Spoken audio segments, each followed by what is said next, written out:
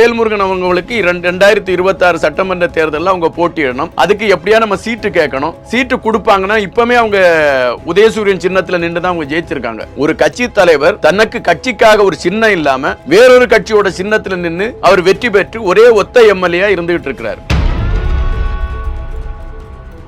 திமுகவை அரசியல் எதிரின்னு விஜய் சொல்லிட்டாங்க.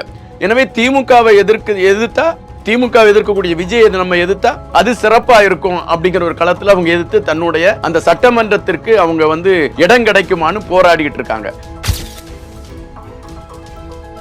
மேடை கிடைக்குது, மைக்கு கிடைக்குது, நம்ம என்ன வேணாலும் பேசிட்டு போயிடலாம். அந்த பேச்சு பெண்களை இப்ப ரொம்ப பாய்ச்சு. அது ஒட்டுமொத்தமா நீ உன் மகளை அங்க அனுப்பி விடுவியா, அவ கட்டி பிடிக்கிற, நீ பார்த்து நிப்பியா, நீ தமிழச்சியா, அப்படி இப்படி எல்லாம். சவுதி அரேபியாவே இப்போ இந்த கலாச்சாரத்திலிருந்து மாறி இன்னைக்கு உலகம் எதை நோக்கி பயணிக்கும் அதுக்குள்ள பயணிக்க ஆரம்பிச்சிட்டாங்க. இப்படித்தான் உலகம் போயிட்டு இருக்கு. இதுல நீ தமிழனா, நீ மற்ற எல்லாருமே தமிழர்கள் தான். அந்த குழந்தைகள் மேடையில பேசின குழந்தைகளும் தமிழச்சி தான். அந்த குழந்தைகள் தமிழச்சியான அந்த குழந்தைகள் தான் தாய்மாமன் சொல்லுது. அப்ப தாய்மாமன் உறவு என்னன்னு உங்களுக்கு தெரிஞ்சிருக்கணும். தெரிஞ்சிருந்தா நீங்க வாயை பொத்திட்டு போயிருப்பீங்க. நீங்க விவாதத்துக்கு தயாரான்றீங்க.